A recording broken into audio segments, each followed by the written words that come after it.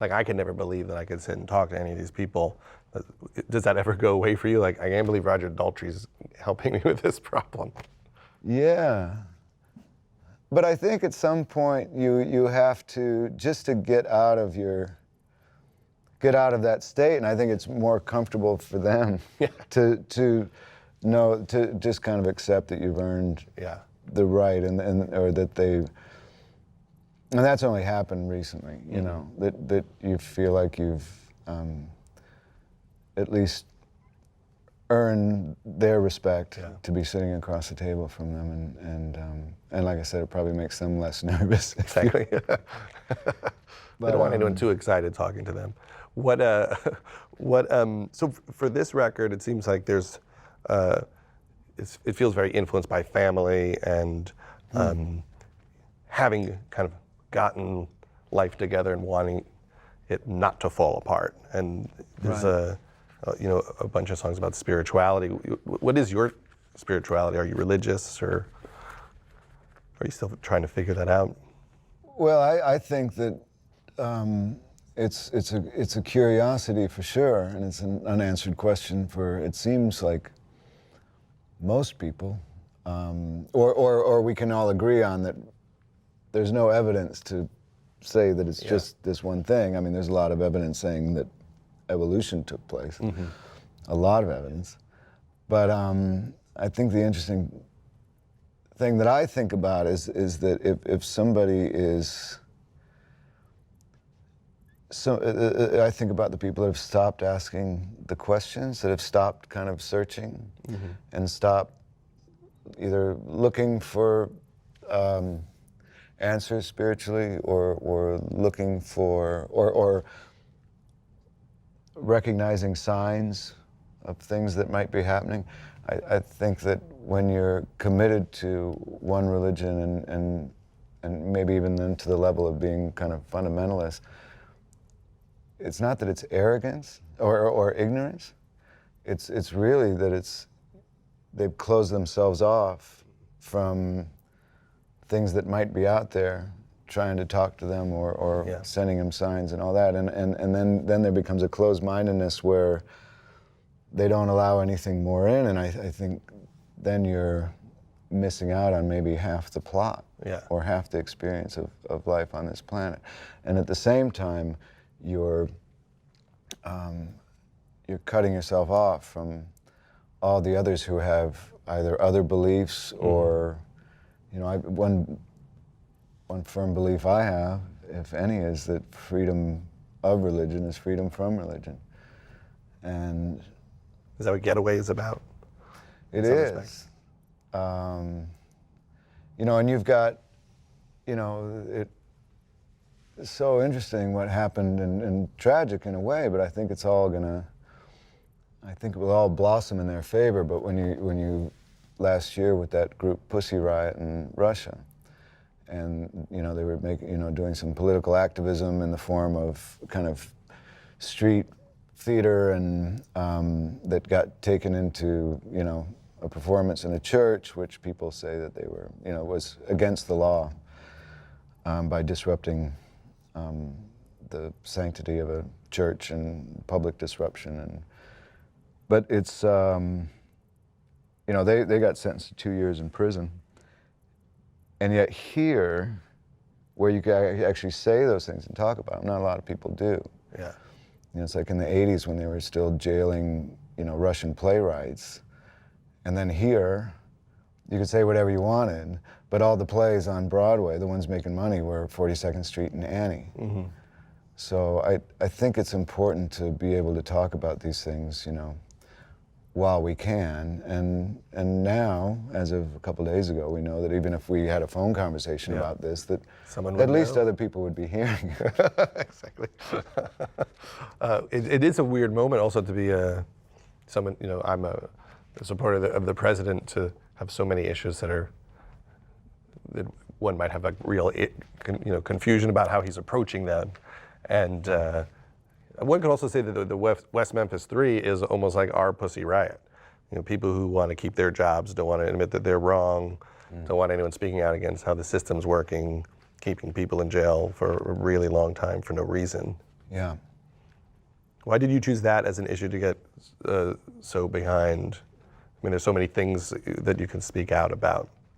Well, to be honest, it was Tim Robbins and Susan, and she just sent me the documentary, and because we had worked on Dead Man Walking together, and with Sean, and then she just sent a videotape and said, you know, you might see if you can help these guys, or maybe you can help these guys. And I figured, it was about a year after it'd been out, and I figured that they were pretty much all lawyered up and in good hands and whatever, and it turns out no one had even visited them and certainly didn't have any legal representation or anything for over a year or something. So, and then naively I thought that, you know, between myself and the group and organizing some other people and knowing some smart guys and having some money to pay some people to not just do it pro bono and put it on the back burner, that we'd get things done in hopefully a year, maybe 2. And it was a 15-year Crazy ordeal. It took a lot of resilience, but there was a few things to fight for. One was the issue, regardless of who the kids were, that it was, you know, unfair, that it could happen to anybody, that there was a, you know, kind of a corrupt legal system that they were victims of, on top of the 3 victims that were, you know, brutally murdered, these 3 young kids. But the incredible thing was that these 3 people, you know, Damien and Jason and Jesse, they really turned out to be like some of the most incredible people I've ever known and have been around. And what they had to go through, and what it ended up, you know, bringing up, how they had to like galvanize their souls and their spirits and their brains to kind of get through this thing, just to survive it. They oddly became better, stronger people from it. Absolutely. It doesn't think that happens to most people, though. Yeah.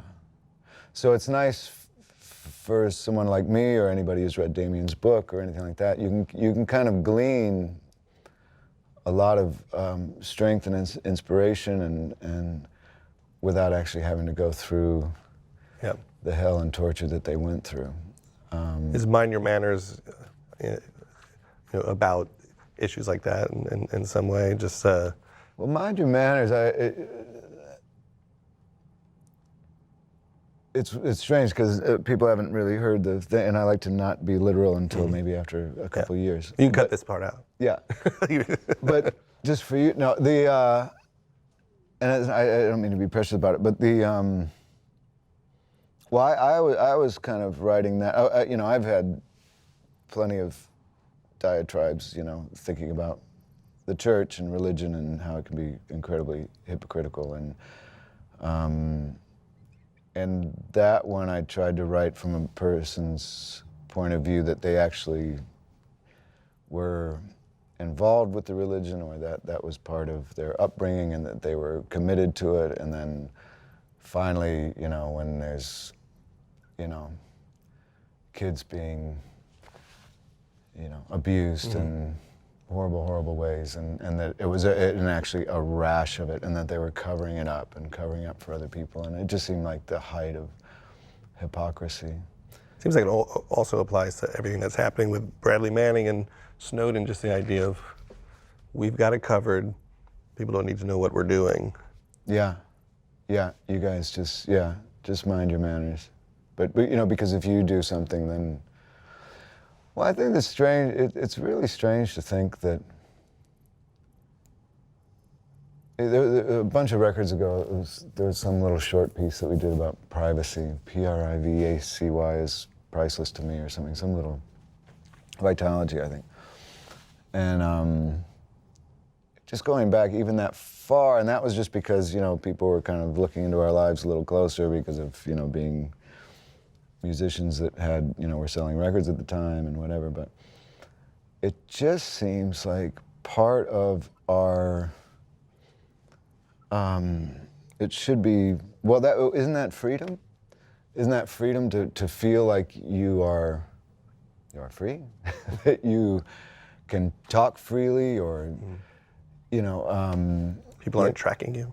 yeah, or seeing what, you know, and we've, you know, they talk about the cloud, like the digital cloud or whatever. Well, it's really just that digital cloud's like sitting on our heads, and it's like constantly raining. You know, every day we're just locked into our, you know, our gear. It's like, it's not even like social media. It's just, you know, emails and texts and phone messages, where it used to be like a phone machine when you got home and you'd click it. Or people weren't emailing that much because most people still didn't get it. Right. Like the early days of that, I was like, I used to get like 3 a day, and then suddenly it could turn into hundreds a day. Is your house, like, what's your approach? You have 2 daughters? Yeah. Like, what's your theory going forward with you know, the war with kids to be a part of a digital generation? Like, what will your boundaries be? Well, raising them Amish is maybe we've been doing a lot of calligraphy. Farming. Yeah, farming. Because it's a war with kids. They want to be a part of it so badly. My daughter, you know, she's like, that's how we communicate. You can't stop it. Yeah. But you could tell, like, it's hurting them. They're not comfortable in silence. And they're, like, you hate to be that, like, groovy person who's like, it's hurting their imaginations, but you can tell that they don't allow anything to come forward because they're just filling all the mental space. Yeah. Well, like when we were kids, you know, back in the day, it was like, you know, don't sit too close to the TV. Yeah. That was our only electronic boundary. Just keep 10 feet back at all times. But now it's just kind of there and locked in, and I'm worried about myself, and certainly worried for them. I'm not really sure how it's gonna. I think it's just giving them enough. At least they can balance it out. Yeah. Just enough to balance it out where you're. You know, it seems like you will feel those freedoms that we're losing, as if it were like, you know, a sparkler going to the part where there's nothing left but a stick. They're going up in smoke. Our freedoms are going up in smoke. But if you still like take a walk or take a hike or have a surf, or, you know, if you're lucky enough to be in a situation where you can do these things or go to the park, whatever, like, at least that can still feel free for a while. Yeah. You know, there was something really funny on something I saw. But he said maybe the CIA looking into this thing and kind of eroding our freedoms was actually another way around of making the people in the Middle East who might be angry at us less angry, because we will have less freedoms. Yeah. They hate us for our freedoms. Well, now we have They can less, get so rid of now that. they'll Yeah. understand. Yeah. We'll have a. We're so distracted fighting with each other now, too, that stop paying attention to us because we're just busy attacking each other. Yeah. Which, you know, to be honest, well, yeah, strategically they could see that as a weakness and like, oh yeah, we'll be good. They're just gonna They'll take care of chew off their own themselves. leg and. There's some, you know, beautiful ballads on the record, like Sirens, and do you ever think about emotionally what you're giving away in your music? Like for me, when I make a movie, I think, oh, that person knows I'm talking about them. Like if I made a record and there was like 3 songs about being married and 2 of them were kind of like, this is really hard or a drag, I'd get in trouble for it. Like, is there an element to writing music where you think, oh, if I write this, I'm going to hear from Cousin Judy or whatever? Like, what do you ever have to think those things through? Yeah. Well, no, if the emotion's real and that you know, I guess one thing you try to do is just mask it slightly. Yeah. The other one is that you just, if it's the real thing, then you'll just deal with the circumstances. And like when Tunnel of Love came out, was that the one where the Springsteen record? And then everyone said, what's going on with the Springsteen? Like Brilliant Disguise is on that record, yeah. Yeah, like, oh man, she listened to this record. Yeah, there's something happening in the house. Yeah, no, that's why I guess if you were to dissect it, that all the relationship ones, they're all pretty positive and Yeah. romantic. Are you in a very happy mode family-wise? Because it feels that way on the record. Well, even my type of personality is that even when things are going really good, then I just feel like, you know, something bad can happen at any minute, and like kind of, you know, it's like surfing if you're not, you know, especially on a big wave, which is family. You know, as soon as you think you got it and you kind of don't pay attention for a second, then a wipeout will soon follow. But I think there's a lot of, I think a lot about the fragility of life, and you know, and from knowing people like Damien or my friend Thomas Young, who's a soldier who's lost the use of most of his body due to a couple gunshot wounds as soon as he got over into Iraq, and the challenges that he faces, and between that and other friends that, you know, disease enters their lives and all these intense challenges, and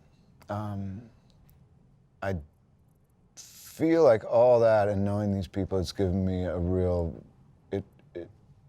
just a great appreciation for life in the moment, and just knowing that it could get, whatever we're dealing with, you know, when things are good, you know, or, you know, they're first world problems, and not to get too up or even too down, you know, certainly not too down and not even too up about it, but just,